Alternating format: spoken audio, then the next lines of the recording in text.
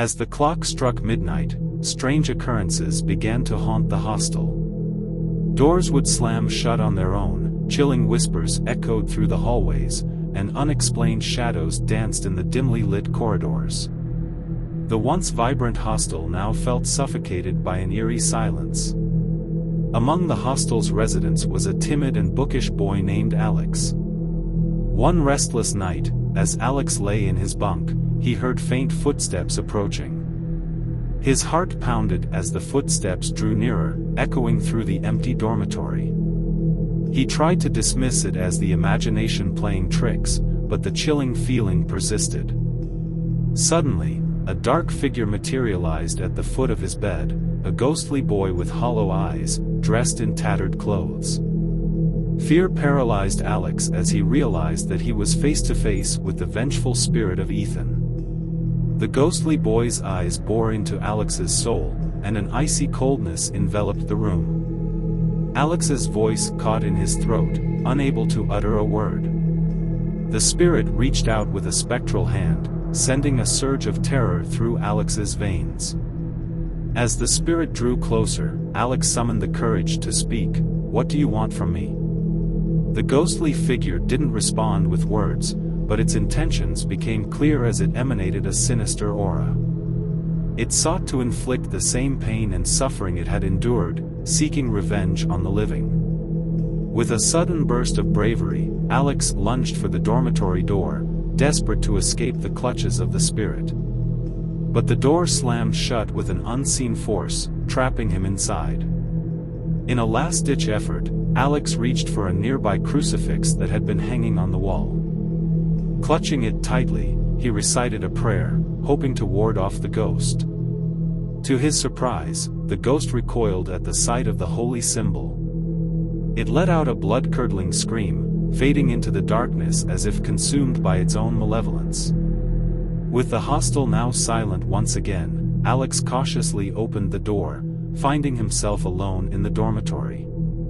The presence of the vengeful spirit had vanished, leaving behind a chilling aura.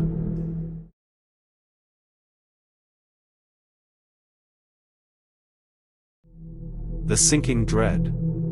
The sun dipped below the horizon, casting long shadows across the serene waters of Lake Silvermist.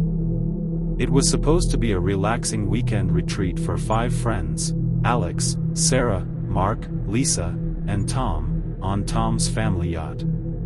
They set sail, laughing and reminiscing about old times, oblivious to the ominous storm clouds gathering on the horizon. As night fell, so did the temperature, and an eerie fog enveloped the yacht. The friends huddled together below deck, trying to keep warm and brushing off a sense of unease that settled upon them like a shroud.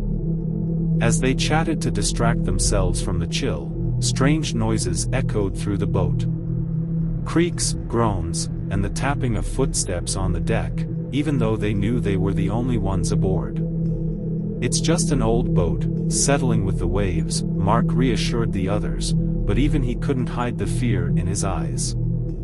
They decided to turn in for the night, hoping that the morning would bring calmer waters and brighter skies. But their rest was short-lived as they were jolted awake by an earth-shaking crash. The yacht had struck something below the waterline, and icy seawater was flooding in through a gaping hole. Panic set in, and the friends scrambled to put on life jackets and gather what supplies they could. As they prepared to abandon ship, Sarah noticed an old, weathered journal tucked away in a corner. Curiosity got the better of her, and she began to read. The journal belonged to a crew member from a ship that had sailed the same waters decades ago. It spoke of eerie occurrences, of ghostly apparitions that haunted the crew, and a tragedy that had befallen the vessel, sinking it to the bottom of the lake. The more Sarah read, the more she felt a chilling presence behind her. She turned, and in the dim light, she saw a figure shrouded in tattered seaweed, its eyes hollow and void of life. The ghostly specter reached out a cold, skeletal hand toward her. She let out a blood-curdling scream, and the others rushed to her side. But they, too, saw the haunting figure now lurking at the edges of their vision. Panic escalated into sheer terror as they realized they were not alone on the boat. The friends clung together, seeking refuge in the yacht's cramped cabin. But the malevolent presence seemed to grow stronger, its sinister laughter echoing through the vessel. They were trapped with an entity from beyond the grave. As the water rose around them, the yacht began to sink faster. Fearful and desperate, they clung to the hope that the ghost was somehow connected to the boat and that leaving it might banish the apparition. With a leap of faith, they jumped into the frigid water and swam toward the distant shore. Each stroke felt like an eternity, with the chilling sensation of unseen hands grasping at their feet. As they reached the shore, they glanced back at the sinking yacht. The ghostly figure stood on the deck, its hollow eyes locked on theirs, and then, in a final, chilling display of power, the yacht vanished beneath the dark waters, taking the malevolent spirit with it. Exhausted and traumatized, the friends huddled together on the shore, watching as the first rays of dawn began to break through the fog. They knew they had survived, but the memory of that ghostly encounter would haunt them forever. Years passed, but the friends never spoke of that fateful night again.